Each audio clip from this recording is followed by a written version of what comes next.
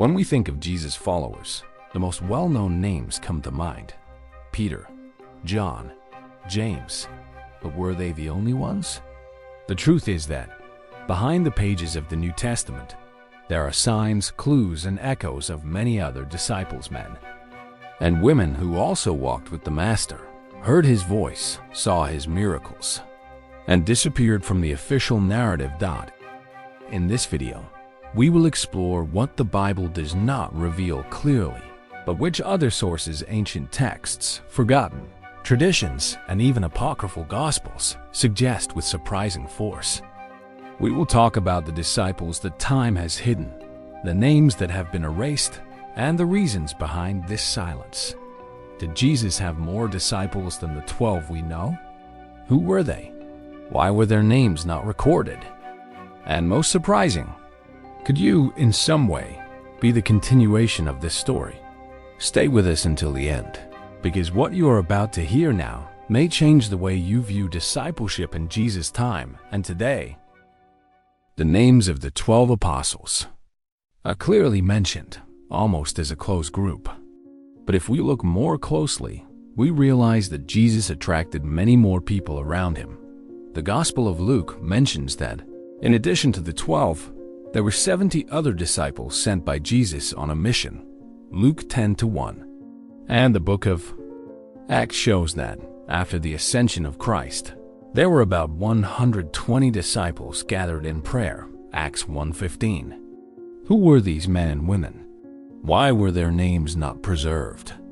The truth is that many of these disciples became invisible to official history, perhaps because they did not occupy leadership positions, or because their testimony was overshadowed by other more central characters. Perhaps because they were foreigners, women, or simply because their stories did not fit into the dominant narrative of the time. These invisible disciples were no less important. They too left everything to follow the Master, suffered persecution, and spread the message of the kingdom. They were fishermen, artisans, mothers, strangers, ordinary people who were part of something extraordinary. In this episode, we'll give voice to these silent followers, because sometimes the most profound part of the story lies in the very things it chooses not to tell. While the canonical Bible is our primary source for the life of Jesus, it's not the only one. Over the centuries, scholars and archaeologists have discovered ancient manuscripts that shed light on little-known aspects of early Christianity. Documents such as the Gospel of Thomas, the Gospel of Mary, the Acts of Paul and Thecla, and other texts called apocryphal or Gnostic, suggest that there were many other disciples with real names, stories, and experiences who were left out of the official narrative. These texts, many of which were found among the Dead Sea Scrolls or in the Nag Hammadi Library, contain fragments of dialogues between Jesus and rarely mentioned disciples, such as Matthias, Judas Thaddeus, Susanna, Salome, and even figures such as Nicodemus or Joseph of Arimathea, who played broader roles than those portrayed in the traditional Bible. Although the authenticity of these documents is the subject of debate, the fact that they existed and circulated among early Christians shows that discipleship was much broader, more lively, and more diverse. These echoes of history reveal that Jesus' message reached a multitude and that many of these names were gradually forgotten or even deliberately erased. These ancient fragments invite us to look beyond the familiar pages, as if history itself were whispering secrets that have been kept for millennia. Beyond the official Gospels and ancient texts, there is another universe that arouses curiosity: the esoteric and mystical traditions linked to early Christianity. These records are not only concerned with external history, but also with what was hidden symbols, secret teachings, and disciples who received revelations beyond what was transmitted to the general public. Some of these traditions claim that Jesus initiated certain disciples into deeper teachings reserved for those who were spiritually prepared. Texts, such as the Gospel of Philip or the Gospel of Mary Magdalene, suggest that there was hidden knowledge transmitted among a select few. In this context, names such as Thomas, Philip, and Mary Magdalene stand out not only as followers, but as transmitters of veiled wisdom. There are also Gnostic traditions that speak of forgotten figures, such as Levi, Barabbas, or even disciples with symbolic names, whose stories were passed down orally among small groups of initiates. Were these disciples real? Allegories? Or both? What is certain is that the existence of these narratives shows that Christianity, from the beginning, was more diverse and mysterious than it seems. The mysteries of the occult do not contradict the gospel. They simply remind us that the light of truth sometimes shines in places few dare to look. When we think of Jesus' disciples, the 12 chosen men almost always come to mind. But the real story goes much further. Behind the scenes of the biblical narrative, there were courageous women, humble followers, and strangers who were also deeply impacted by Jesus and who followed him faithfully. The Gospel of Luke, for example, mentions women such as Mary Magdalene, Joanna, and Susanna, who not only followed Jesus, but supported him with their own resources. Luke 8:1-3. Mary of Bethany, the sister of Martha and Lazarus, is another central figure who demonstrated deep discipleship, and is praised by Jesus himself for choosing the better part. And what about the Samaritan woman, who after her encounter with the Messiah became one of the first evangelists? These women disciples were not just present, they were actively involved in the mission. But as the centuries passed, many were silenced by patriarchal culture or simply left out of official records. In addition to the women, there were also anonymous followers who opened their homes, cared for the apostles, and preached the gospel in silence. Many of those who formed the foundation of the early church never had their names recorded, but left an everlasting mark. These silent disciples remind us that in the kingdom of God, there is no small service or voice without value. They show us that being a disciple is not a matter of stage, but of presence. And sometimes, the greatest impact comes from those who are unseen. The inevitable question when faced with so many forgotten disciples is, why were their names not preserved? The answer is not simple, but involves a combination of historical, cultural, and even strategic factors. The history of Christianity, from the beginning, has been marked by editorial choices. What would be remembered, what would be written, and what would be silenced. First, there was a practical limitation. The Gospels were written in difficult times, with scarce resources, and for specific audiences. The authors needed to focus on key events and characters in order to communicate the central message. This meant that many names ended up being left out simply for lack of space. Then there is the cultural issue. In a patriarchal and hierarchical society like that of the first century, the role of women and the most humble members was often not valued. Even though they followed Jesus with dedication, many were made invisible because they did not fit into the social standards of the time. And there is also a possible missionary reason. By focusing on central figures like Peter, John, or Paul, the Gospels establish models of leadership that helped organize and expand the new Christian faith. But was this censorship? Or a strategic necessity? The truth may lie somewhere in between.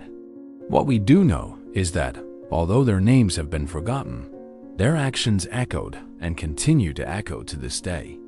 Because in the kingdom of God, even anonymity has a purpose. While the canonical Gospels focus on the 12 apostles and a few key figures, there are fragments scattered throughout ancient texts that reveal forgotten names, clues left like footprints in the sand of history. These include fragments of letters, apocryphal Gospels, oral traditions preserved by early Christian communities, and even brief mentions in the writings of the Church Fathers. For example, in the Acts of Paul and Thecla, we meet Thecla, a young woman converted by Paul who faced persecution and became a fearless preacher.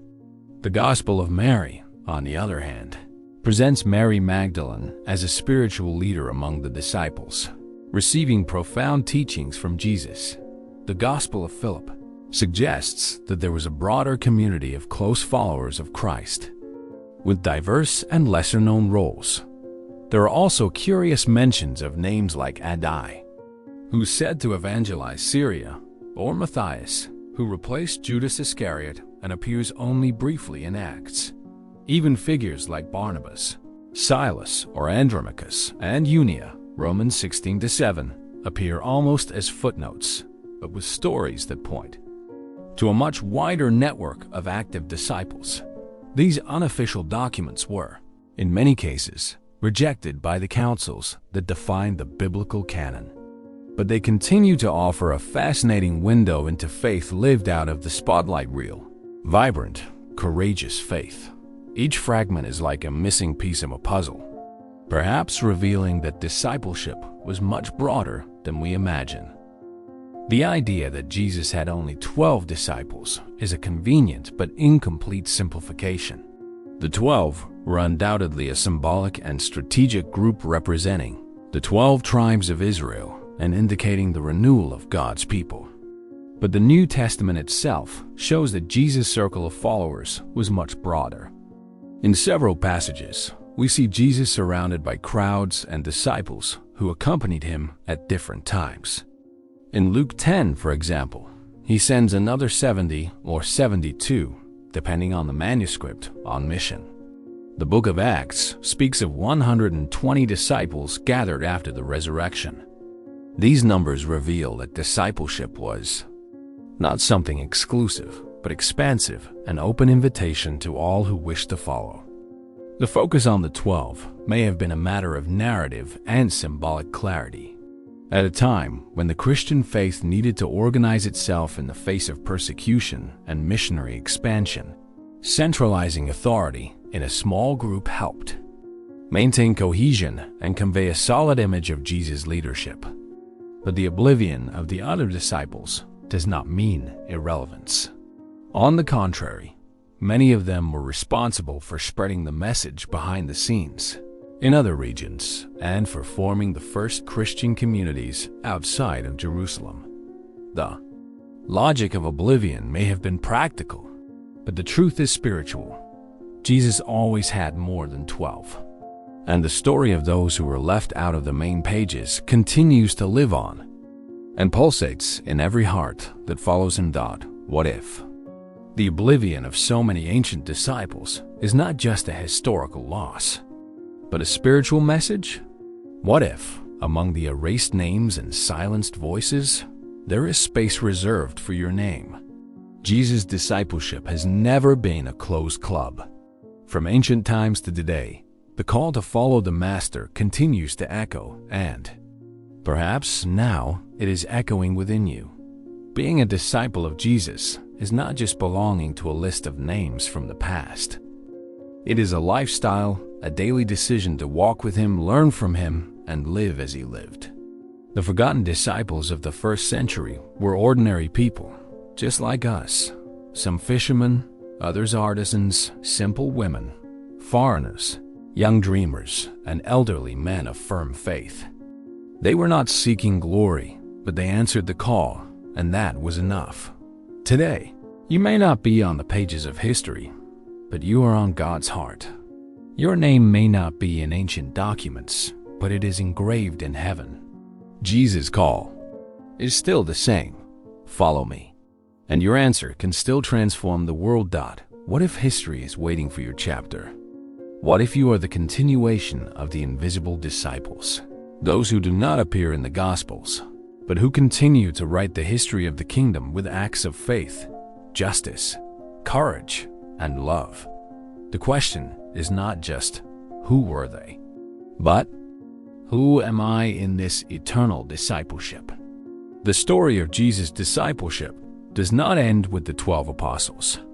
It continues with forgotten names, with the echoes of silenced voices, with the traces left in ancient letters, hidden gospels, and traditions that defy the limits of time.